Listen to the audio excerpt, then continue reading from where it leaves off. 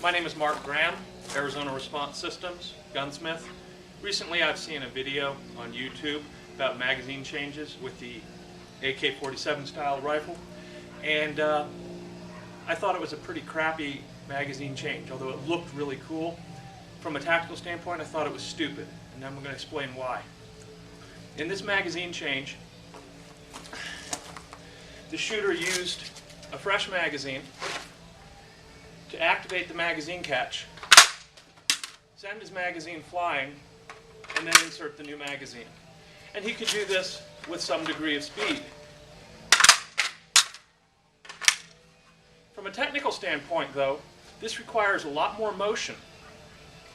First, a magazine comes out of the pouch. Even assuming you're holding it in the correct aspect, first the magazine has to be held at this angle. Then the magazine has to be rotated, and then rotated again, and then brought back in.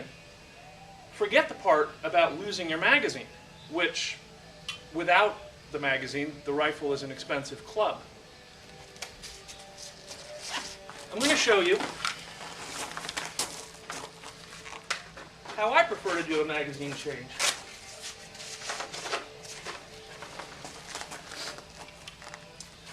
Take out a new magazine, holding the magazine as it would come out of the pouch. Activate the magazine catch with my thumb. Rotate the magazine forward. My new magazine is now in the correct angle to insert it. I can now retain this magazine. Either tuck it inside my shirt. If I'm wearing a blouse, I know it's hard to do that if you're wearing body armor. Drop it in a cargo pocket. Drop it in your dump pouch. Generally don't want to put it back into your magazine pouch. Having empty magazines mixed with full magazines can be problematic if you need to grab a mag in a hurry. Nothing like inserting an empty magazine. But let's see that with some degree of speed. And I can do this all day long.